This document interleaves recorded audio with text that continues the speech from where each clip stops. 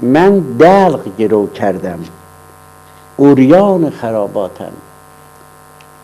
یعنی اگر یه تیک کهنه پارچه هم لباسی هم داشتم اونو دادم به گرو و مستیم و افزودم. خوردم همه رخت خود مهمان خراباتم. دیگه بعد از این چیزی ندارم بدم، باید به قول معروف مهمانم کنن، چیزی دادن میخورم دیگه، و الا از خودم دیگه چیزی ندارم.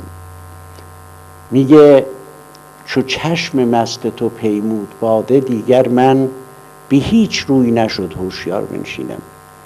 عزیز ساقی بزم و شریک میکدم. اینقدر خودی احساس میکنه انگار یه دانگش اصلا مال اینه. عزیز ساقی بزم و شریک میکدم، مگر که شیخ بمیرد خمار بنشینم.